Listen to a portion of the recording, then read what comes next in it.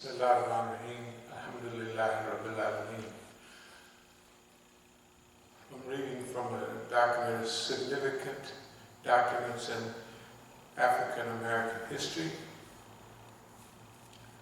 And of course, this is the opening to the Declaration of Independence. But we read this before when we were out doing our programs outside, dealing with the marches and the demonstrations and what have you. So the final version of the Declaration of Independence, as accepted by Congress, did not contain the following paragraph written by Thomas Jefferson as part of an initial draft of the document. This is a paragraph that was left out of the Declaration of Independence. He has waged a cruel war, this is not King George, he has waged cruel war against human nature itself, violating its most sacred rights of life and liberty in the person of a distant people who never offended him, captivating and carrying them into slavery in another hemisphere, or to incur miserable death in their transportation thither, the Middle Passage, the people that, so Thomas Jefferson is aware that there's thousands of people dying in the Middle Passage. Talking about their, to incur miserable death in their transportation thither. In other words, he already, poor guy knew what was happening. The piratical, meaning pirate, warfare, the opprobrium of infidel powers in the warfare of the Christian king of Great Britain, determined to keep open a market where men should be bought and sold. He has prostituted his negative for suppressing every legislative attempt to prohibit or to restrain this execrable commerce. In other words, he went around everything to make sure this commerce, the slave trade, continues. And that this assemblage of horrors might want no fact of distinguished die. He is now exercising these very people, or he is now exciting these very people to rise in arms amongst us. In other words, he's participating in the slave trade. They done bought all the slaves. And now he's exciting the slaves to rise up. If you remember the Book of Negroes. Right, yeah. That most people never heard of it. It was a real book that the British kept a register of Negroes, because he told everybody, you raise up against these colonists, and I'm going to set you free, and after you fought for a year, you know, you get a little something on the side. So it was called the Book of Negroes. Hey, the people don't have any idea of what be going on in the world, you know, and what people had in mind for them. I'll continue. People upon whom people to rise in arms amongst us and to purchase that liberty of which he deprived them by murdering the people upon whom he also obtruded them, thus paying off former crimes committed against the liberties of one people with crimes which he urges them to commit commit against the lives of another. The omission of this passage referred to awareness on the part of some congressmen that a number of New England merchants were profitably engaged in the slave trade. So it wasn't just Dixie. Okay. New England slave traders.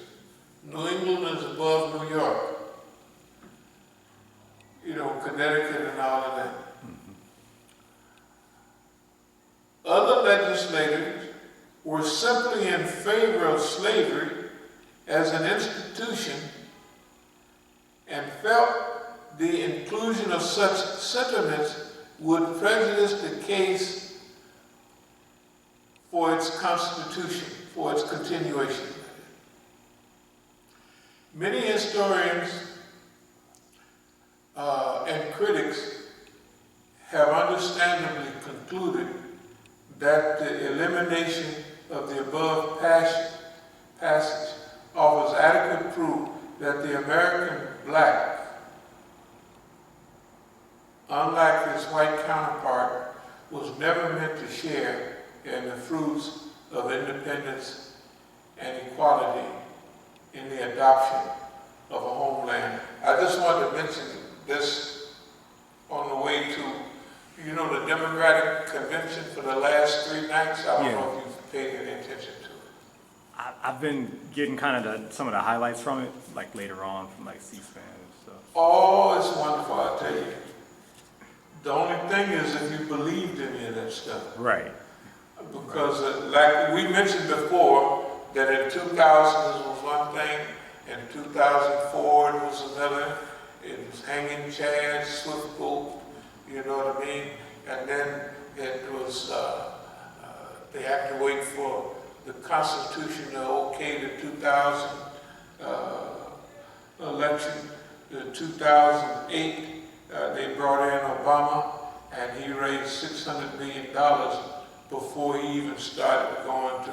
Now that's an African American. I'm not saying that they're not or we're not able to raise money, but if he had $600 million later on to be $1 billion to run for, they be spending money. The thing is to keep you in the system. You could tell from all of what they were saying, for all of what they're doing, everything is out in the open. Everything is there for you to see. All of the fear and apprehension, the conspiracy groups. In fact, old Brandon was just indicted today. John, whatever his name is, he was just indicted today. The Postmaster General, the post box is being taken up. Right. The shithole countries, all of that stuff, right, is all put in front of everybody's face so that it'll scare the people to death. Right, yeah. And he's doing it on purpose to divide the country, because the leaders want the country to be divided so we can bring everybody together and unify them like Obama was supposed to do, right? Yeah. And Obama did that. They wouldn't even have to go through this. All they had to do was keep on with Obama. I mean, just bring something. They could have sold ice to Eskimos, man. With Obama, a black man as the president, of course he had no ties. Remember, every time they bring somebody on board, they don't have no ties to the old days. No, to the biggest one they got was John Lewis, and he was in Congress. But when President Obama had no historical ties to the civil rights movement before. He wasn't even born, hardly. So, and Kamala Harris, born in 1964, and her mother and them was part of the civil rights. Not that I'm from Oakland, which I am. I ain't never heard of them And I have seen none. She was the district attorney in San Francisco. Then she was the state attorney general. That's the state law enforcer. That's the law enforcer of the state of California. The law enforcement. She's the top cop. Big sheriff. Yeah, she is. That girl is so tough.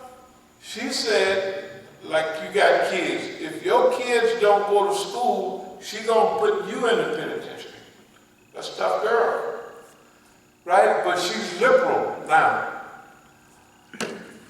I read this to let everybody know. I'm gonna read a couple more things from this thing.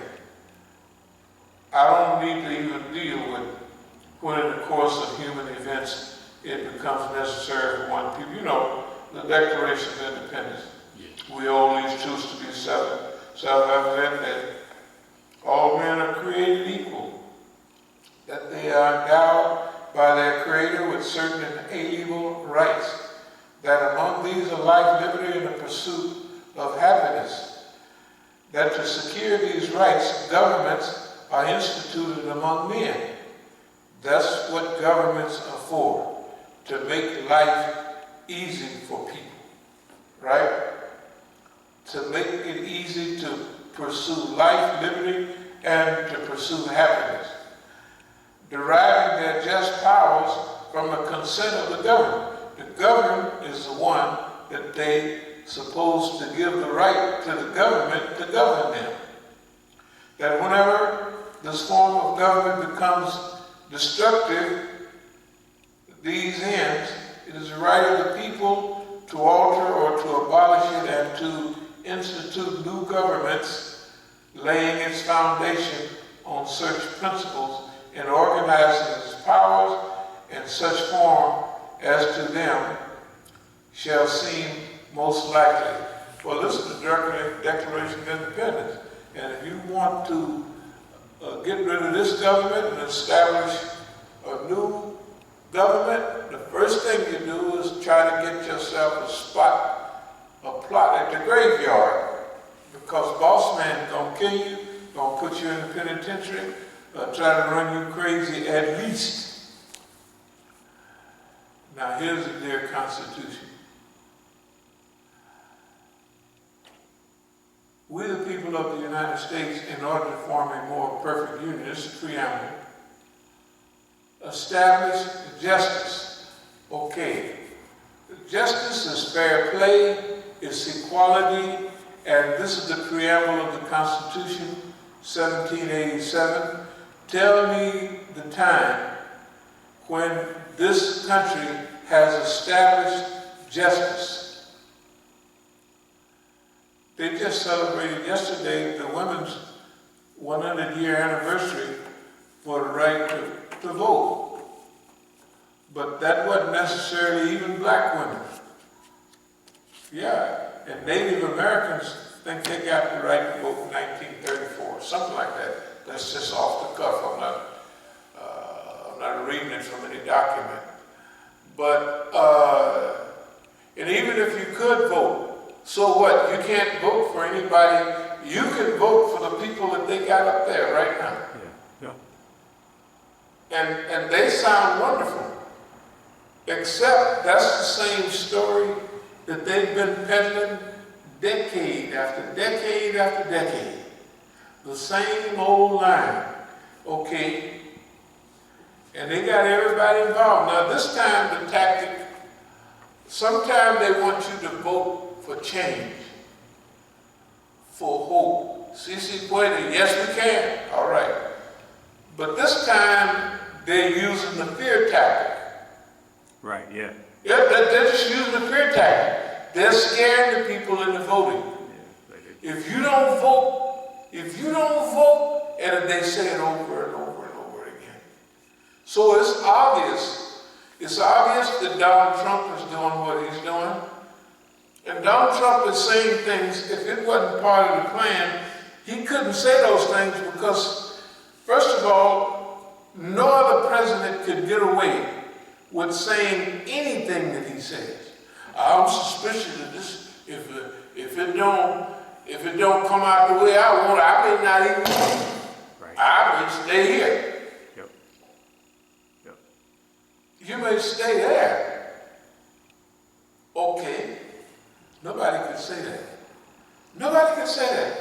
Oh, I'm not trying to mess up your vote, but then yesterday he said, I am trying to do this and do that to do what you say I'm trying to do. Suppress the vote. And then they come back and say, we gotta get rid of him. We gotta do this and we gotta do that. Hey,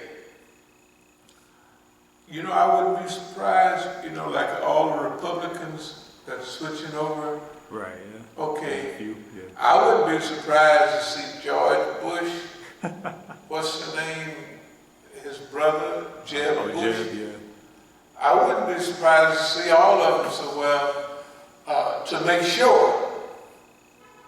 See, they got to make sure that, and if all of them that's on the outs move against him, then that will ensure that he's gone. They want him gone.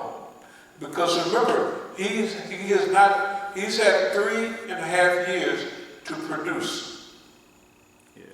His style, my negotiating style is going to work. I'm going to bluff everybody, scare everybody. The only thing is every time he bluffed, the people called it.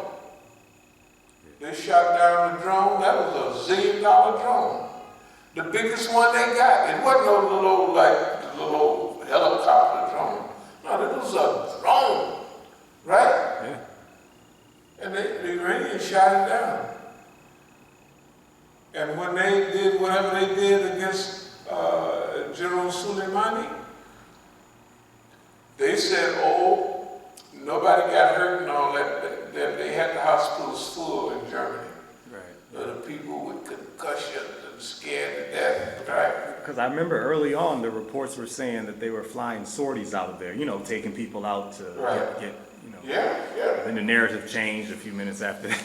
The thing about this one, we're trying to make sure, we the people of the United States, in order to form a more perfect union, establish justice. They haven't established or even attempted to establish justice.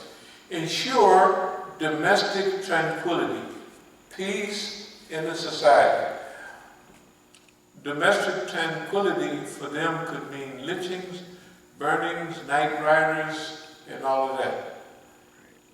It has to be domestic tranquility for them. Provide for the common defense. The common defense against who? Like, who are we defending ourselves against? The military-industrial complex is the only people that make money from all these wars.